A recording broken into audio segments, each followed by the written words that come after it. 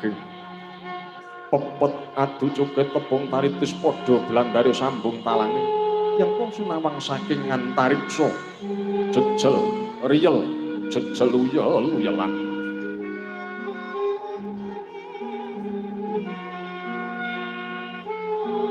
ing ngajeng wis kacarita negari mangki Karta turut Raharja Karta katandha sepi lakuning Duratmaka gendak sikara candrane Raja kaya saluwiring raja kaya Uda Maesa lembu mendo bebek mentok sapatunggalane wanci siang gelar ing pangonen wanci ratri wangsul kandhange dewi sesuwangan semono datanana kang awok kelangan bebasan lawang tanpa kancingan eca gesangkara kawula tanpa kang sambat kecalan merajih nani kalamun agung dananing napa satemah Brahmaca rah begal kecu maling sumisih nebih Raharja kuncaraning bangsa ing Dwara wates prateng alam kencana ya alam kuncara bebasan kang tebih mangluk kang perak samiya tumiyung kathahing para kawula lan para narapati sumuyut datan sarana ginebak Pancawara saben warasasok ulu bekti mah galondrong pengarengan peni-peni raja peni guru bakal guru dadi Satya kelawan widuri pinangka tandha pamungkul kayungyun mrih pepoyaning kautaman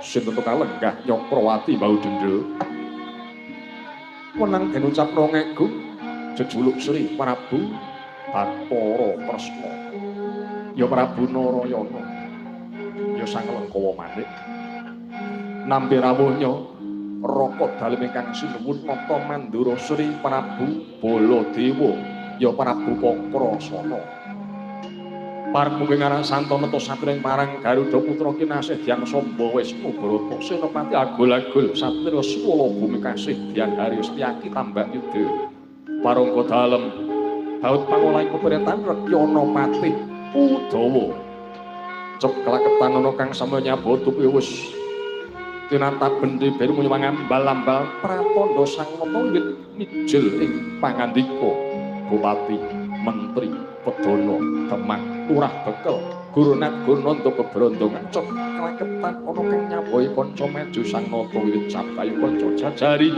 sang nata sadha kanca maju kanca ndodok kanca ngangsek kanca ndodok kanca maju kanca jajari sang nata sabda sang sek kanca maju kanca jajari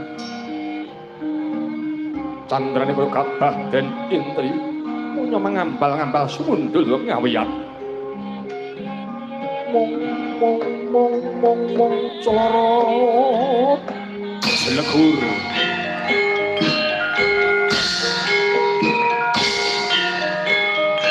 kanca maju kanca jajari yo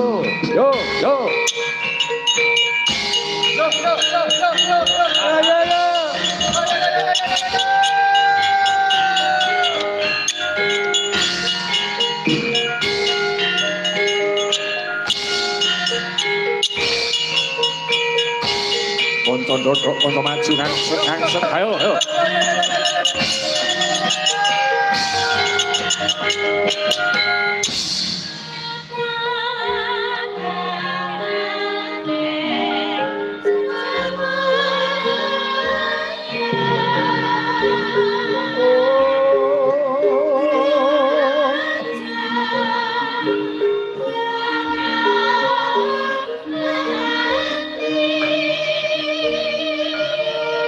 Raja Ndwara Mati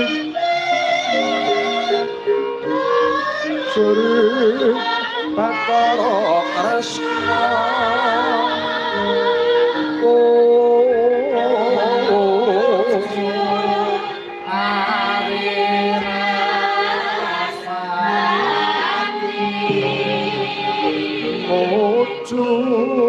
Hari Raspati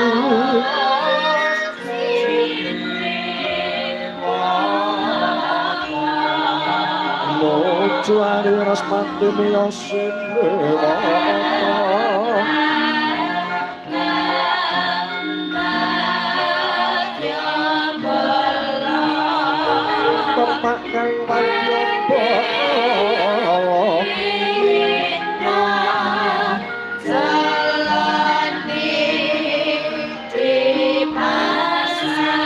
kon pindha jaya di pasang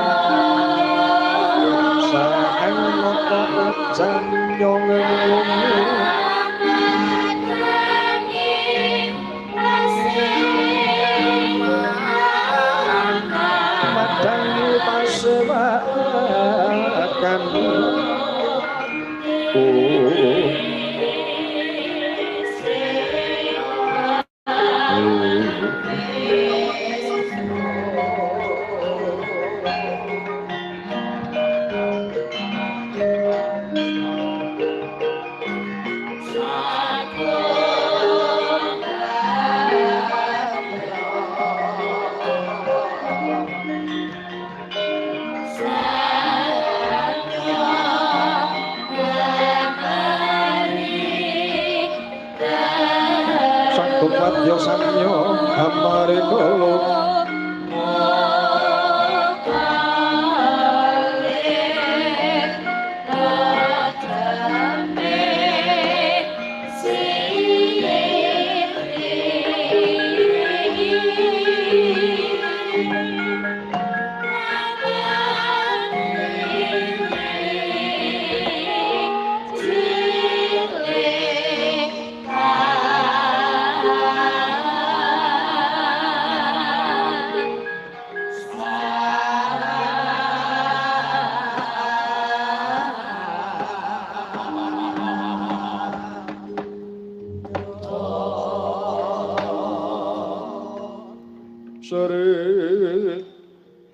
tinon ing pasewakan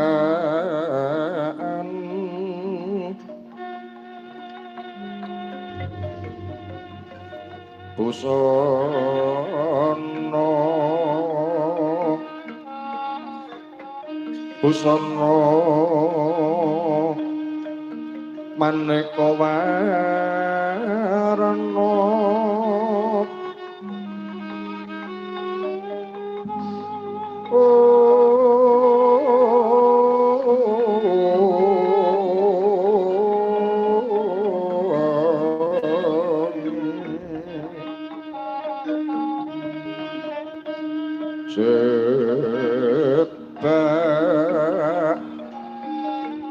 puspiteng utyana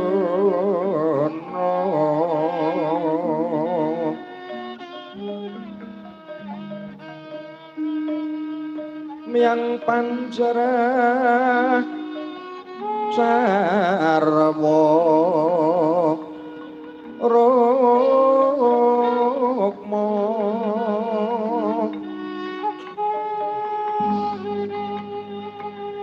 ranggeng manuk nara wata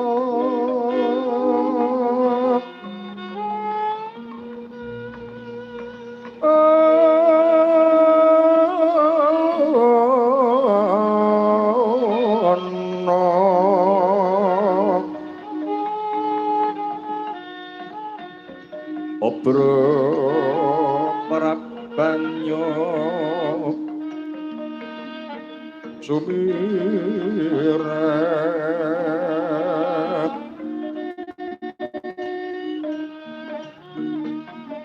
kenyaring tejo liweran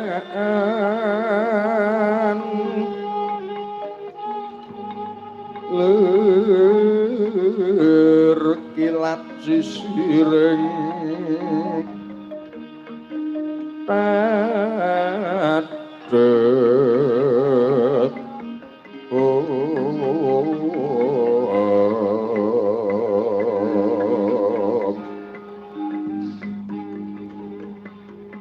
wimbo kekon kandha amrek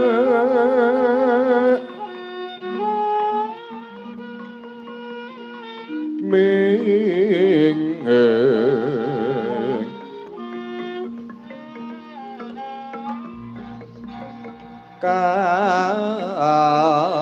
katiyuping maruta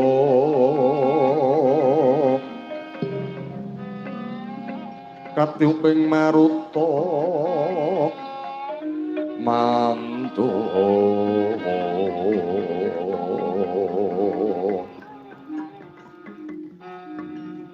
saparanang ambar kongas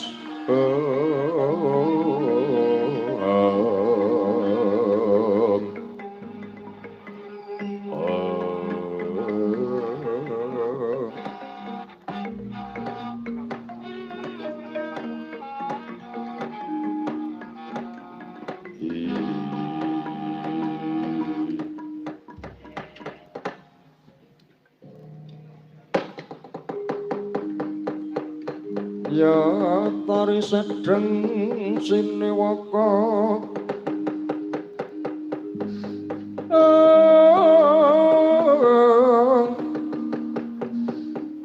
Masri Bathara Kresna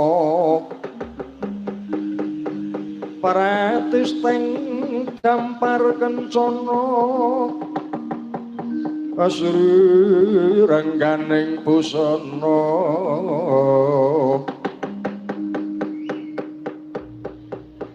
kinon tarangkun terang lir Mas Retna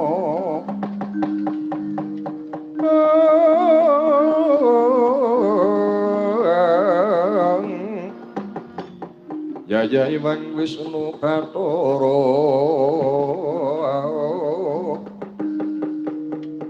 Sinewaka ing kayewanganira alon wijiling sabda Sri Naranata Narendra rum ngantika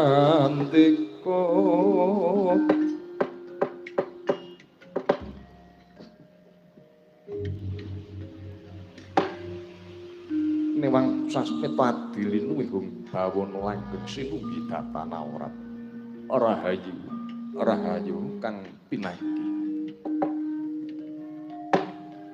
Kakang Dawa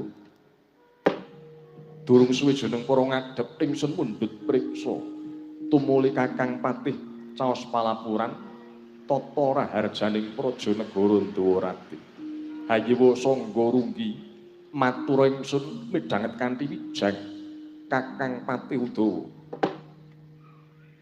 Aduh Kanjeng Dewaji. Sewu dosa diagung pangaksama kasuduk sumangga jaja katigas sumangga jangga.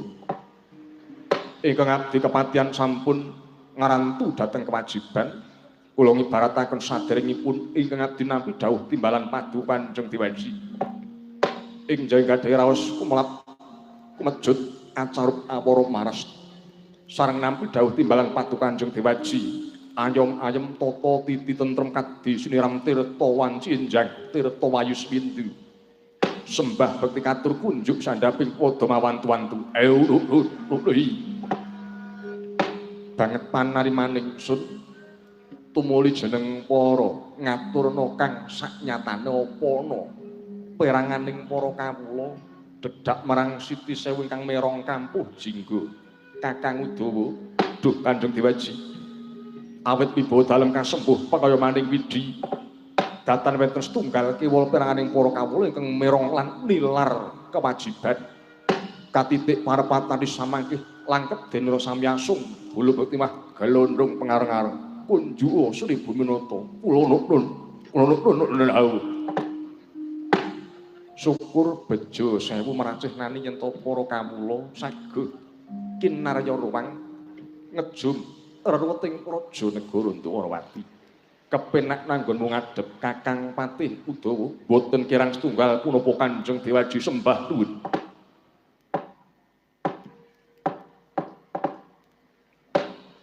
Koko Prabu Baladewa randhat anggen kula ngacarani sarawuh paduka Koko Prabu Mandura Diagung Samudra Pangaksami lajeng keparing ingkang rayi nyosaken pambagya wilujeng sarawuh paduka Koko Prabu Dene Jagadewa Bathara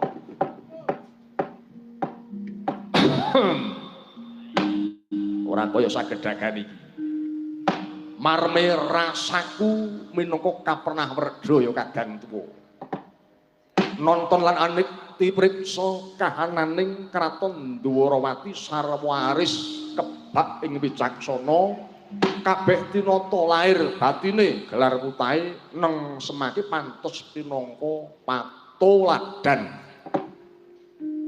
Yayi saka pamujimu kasembuh panjenenganing Hyang Jati Pasisa kaya ora nemu beda Swijapa tekaku ning papan kene lumun puriba pangastipun Kakang bae kebat padha tampanana melawan ora daging kanjiwanan angin betana caya nur cahya mimbuhi dadaning praja Ndurati mliginipun ingkang rayi ngembat pusaraning adil kadangipun Kakang Yayi Kresna Mangguna sekecaken paduka lenggah Koko Prabu ora kurang sawijapa matur nuwun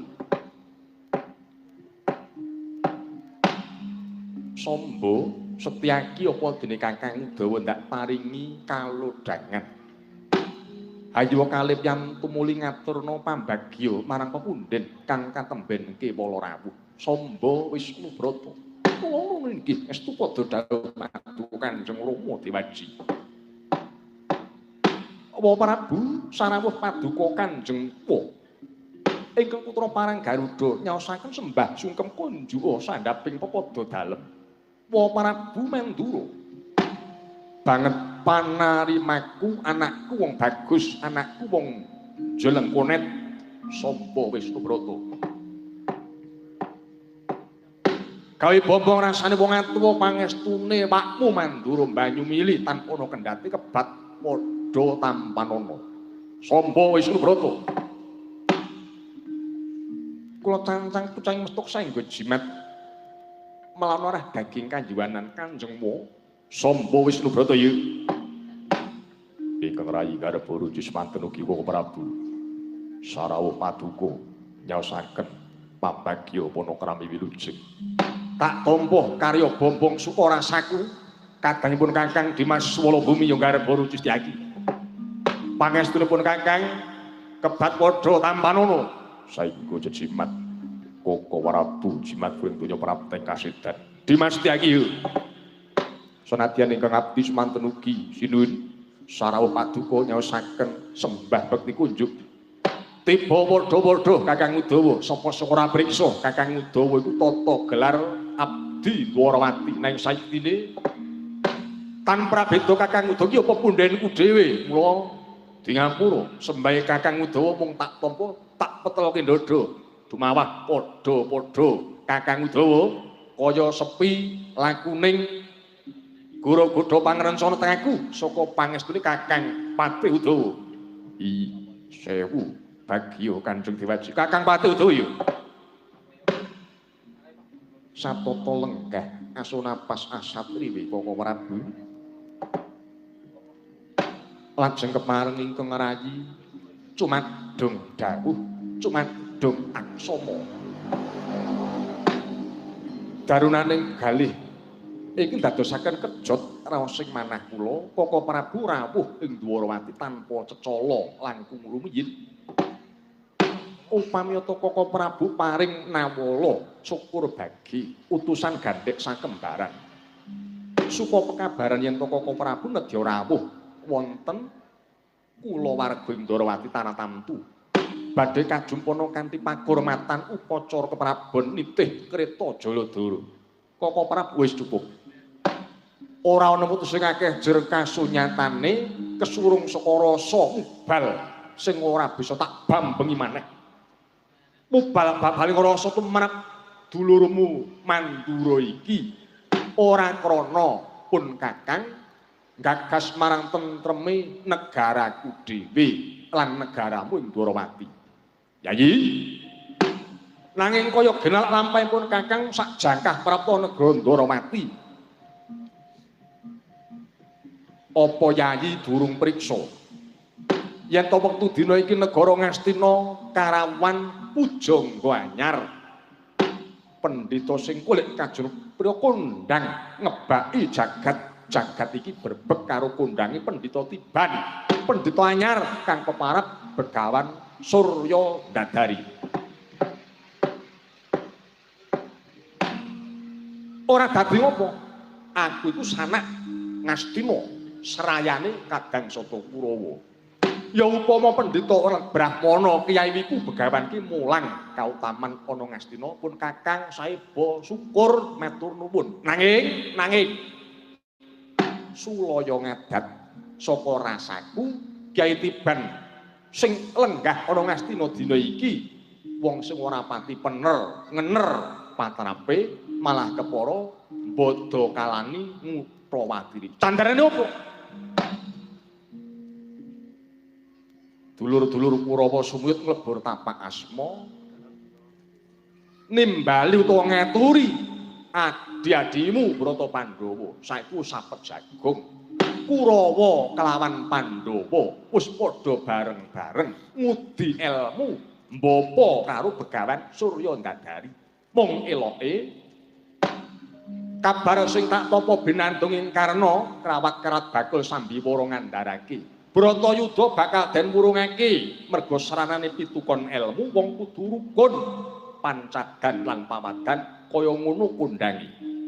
Iki tumrap sira dadi bata ing Pandhawa njur kudu kepiye Yayi Kresna?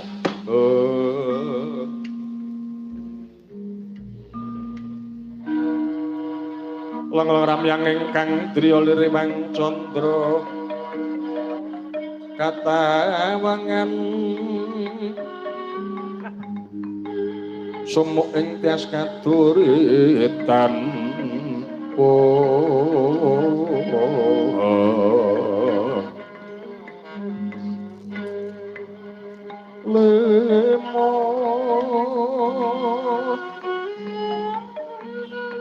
lemot kapiatan nang roji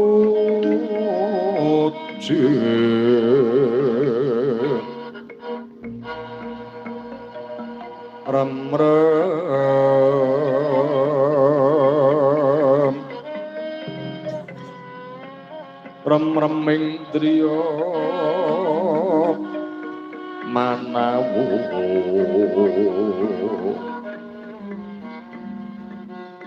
kekuwunging juang bisa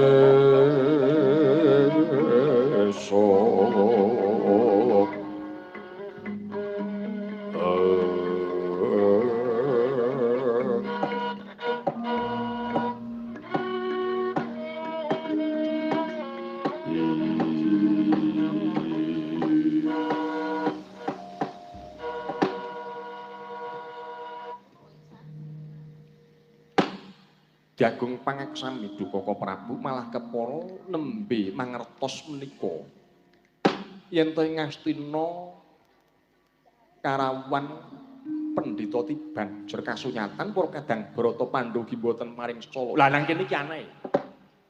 Ing atase Pandhawa iku adakane sabene wis mataun-taun Pandhawa ku ya Ndwarawati ya Ngamarta. Lah kok dadi tanpa pamit tanpa taliwara saiki wis deku-deku bebasan nyembah dalamakane Kyai Tiban.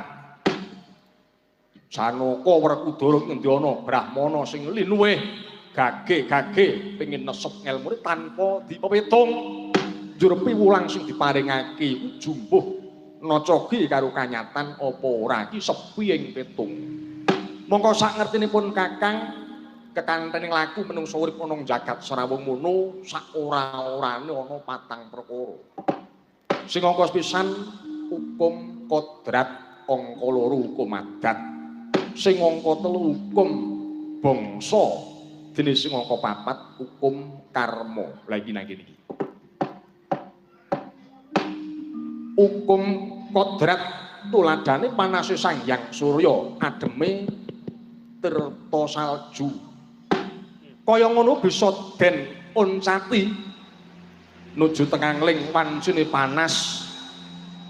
Manungsa bisa wal saka panasing srengenge krana nonop lan ngayom golek panggonan sing ngayom. Iku ora iso kena panase surya. Gampange kaya ngono nguncati hukum kodrat. Inggih. Sing angka 2 hukum adat siji wisudan pilujengan kudu nganggo panggang kebu, ingkung kebu, mongko kebu regane larang. Dene radati nganggo tuntum gedhang ya aja jantunging gedhang. Diwenehi sikil papat disebutake iki sajen kebu utawa iwak kebu siji iki mung sak kresek ngono wis dicukupake minangka tebusane upakarti lan saji iki hukum adat. Iya. Sing angka 3 hukum dharma kuming negara siji bangsa siji tata. Ngono ya bisa doncati saka lehne baut.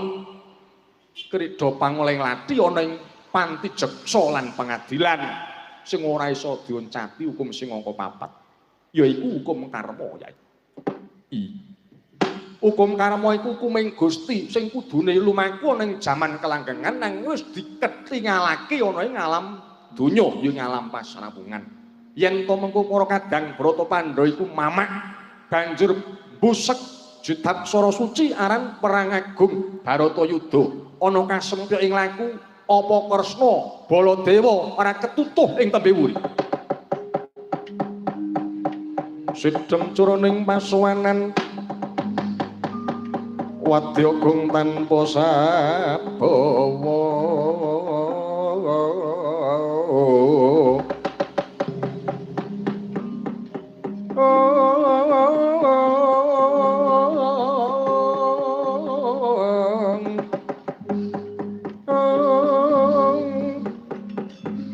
Kaparapan Sri Narendra Tama mangun kaonengan lirwu sing liramu sing duka cipta terebuti mandana raraskung.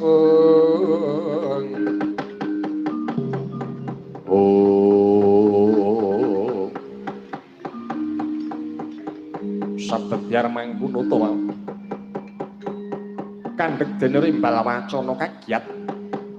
Brol sajagung jagung para nata lan para-para kang yos tinangkil kepareng mungguh ngarsanto sang Buminata. Klungguh kanyut kang pinangka werdu. Kanyut pujarung ngangganten wedu dene ngakecoh. Yen ta wong nginang durung abang lanthi wengi dudu bang durung asat ing lebu kesaru geger njaba piyak ngarsa tangkeping muri. Mancat kancane tinglongok talu daganing sitigil negara Ndorati. Telonjong mimis pelajari mangkono sesambat. Duh, kula nuwun anak Prabu, iki bapak saka lima sowan ngabiyanten anak Prabu. Nonton iki nggih.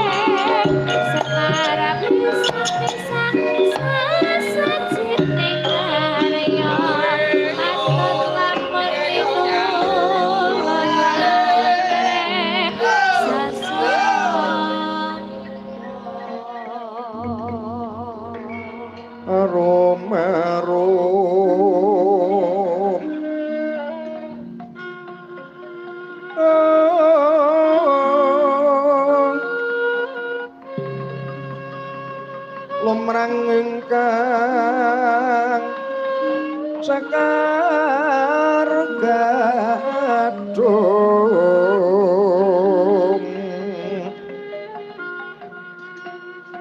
miang suri kading rarangganing taman sari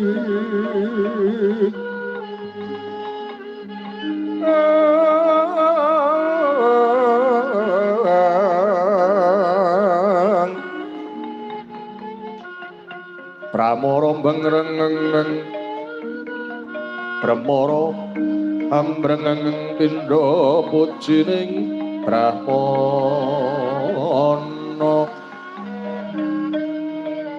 mangsah santi jaya mulya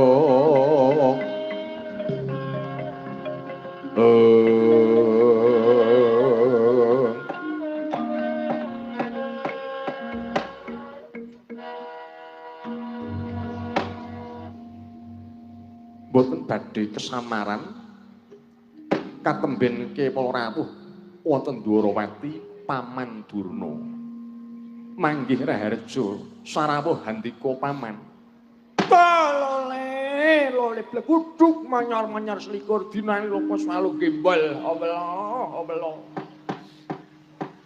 lan inggih anak Prabu sembah bekti ingkang bapa bawa pangestu katur anak Prabu dosa menapa ing badhe kula sandhang kapetelaken dodo kacancang pocahing weni saengga jimat pangestu dalem paman Penembaduna ngaten-ngaten nggih nembah nuwun Paman Durna manggih Raharja pangestunipun anak Prabu Mandura Widada nggih pun dangu wonten ngriki nggih sawetawis paman matur nuwun pancen wong seduluran iki kudune ya kaya kono kuwi ora kudu sing pernah nom marana sing pernah tuwa ki ora. Aja tiru wong sing ora genah. Medaya nang kon pernah nom ngono ora gelem. Aku ana sing nom kok ngono kuwi ora becik ngono. Karya Patuladan Putra Wayah sae sanget ngaten menika nggih nadyan to angger Mandura menika raka dalem. Nanging karena lan kestu rawuh wonten dalemipun ingkang kapernah taruna menika sae sanget. Matur nuwun. Nggih. Satata lenggah diagung pangaksami wigatos kados pundi jengandika paman rawuh kanthi kedungsang-dungsang ruwet tumetes datan kasduangung sapi dodot gumlarah ageman sampeyan boten karenan aning suti paman Penemban kula tak matur kula tak ndonga nggih nggih nyuwun pangapunten nigas den samya imbal pangandikan kala wau boten dados menapa paman matur nembah nuwun nggih purwanipun ngaten ingkang bapa menika pujangga negara Ngastina nanging medal mangke kula sampun badhe medal saking rombongan ngrika kula ajeng golek rombongan anyar mawon ora pati larang ora apa-apa sing penting nang rasa ki condong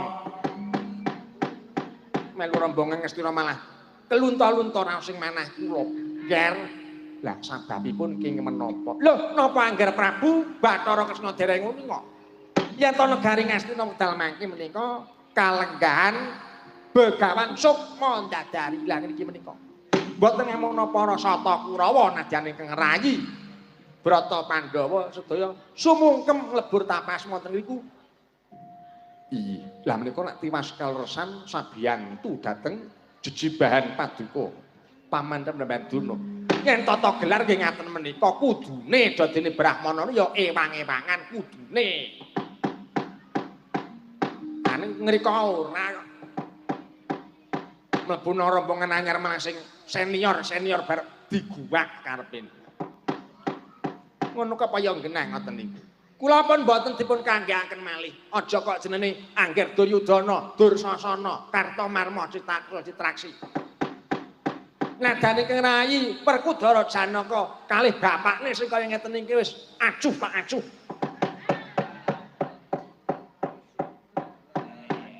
Mate nggen aplutan niku ora ana sing gagas Pendhita Durna dielek-elek. Nangka tembok ditulisi Durna Zong. Wis mboten enten sing luhurke Pendhita Durna. Sakit manah kula nggih. Kados kirangipun menapa? Ingkang Bapak saka nika momong lan momot kalian putra-putra awit timur tekan do dadi wong tuwa. Wit itik-itik nganti saiki do kating klothak. Durna sing pasang badan nganti remuking badan kula totoi. Awit menika dawuh ngersa dalem ngesthira jaman kamuri. Sakniki Durna wis ora ana kerti ajine, ora ana regane saemimita. Lajeng kula sowan niki nggih, kula matur malaka. Kula nyuwun pengayoman nggih nggih. Lho sagad dewa batur mangke rumiyin. Pangayoman ingkang dikokersaken ing kados pundi. Kula tak suwita teng Darawati ngaten mawon. Kula tak niku rombongan ngriki pun ngethuk-ngethuk kula purun. Nyiter waton mikir dicilikke kula nggih purun. Nek gedhekke mon tak ketok nek ngawur kula. Kados manten ageng prihatosipun paman Penemban. Pun taunana windanana ora bakal Durna bali nang Ngastina yen ora minggat Begawan Surya Dadari. Duka yayah sunepi kumecot padane ladri.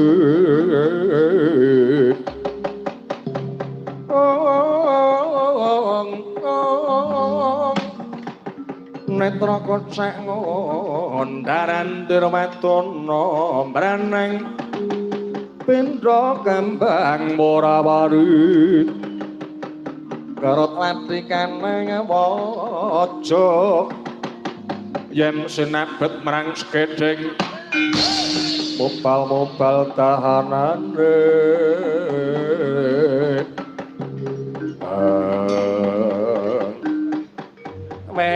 dalah ora patut urip buron saka negara Ngastina mlayu ayo candak-candake Kurawa candak burone mlayu rene.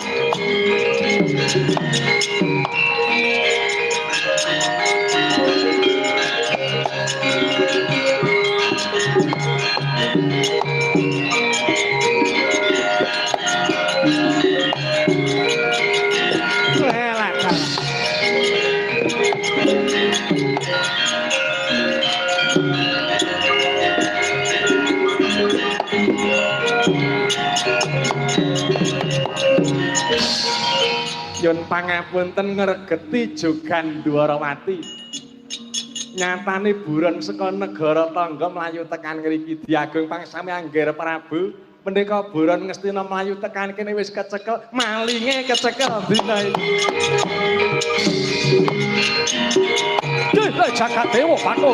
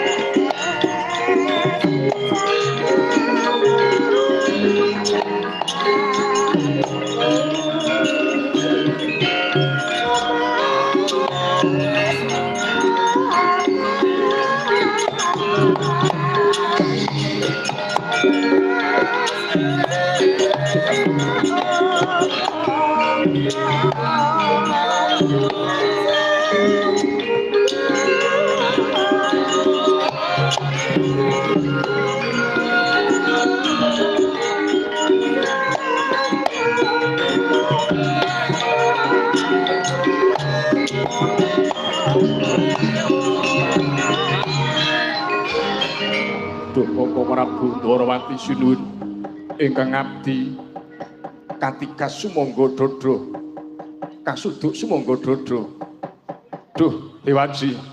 Kanjeng Rama dipun bujung-bujung sata kula kusik-kusik. Satama iki nalari kepiye? Kok dadi ana klera-kleru kok ora idep isin. Ing ate sak pasuwanan ana rembug ora dirembug sing prayoga. Satama. Iki kula Koko Prabu. Nalari sing kepiye? Kula badhe nderek Kanjeng Rama ngayom wonten Ndarawati. Mboten badhe wangsul ngastina yen Begawan Sukma ndadari, Surya ndadari, mboten loncat saking negari Ngastina. Kusika. Lah kowe iki tenan apa mung gawe-gawe? Malah ingkang kula suwun langkung waspada menika kula warga Ndarawati kalebet Paduka Koko Prabu Mandura. Nalari sing kepiye? Paman Patih Sengkuni menika ngriki mboten badhe madosi kula niku babar pisan mboten. Kanjeng Rama saka menika sampun mboten wonten ginanipun malih. Nanging Patih Sengkuni dugi ngriki menika badhe ngimbing-ngimbing pawarta. Pandhawa kalih Kura sampun manunggal.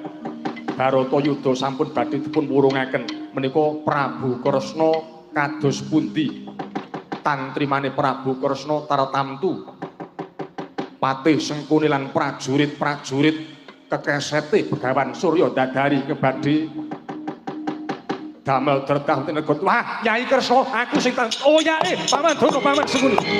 Paman Sengkuni. Jagat dewa Pak.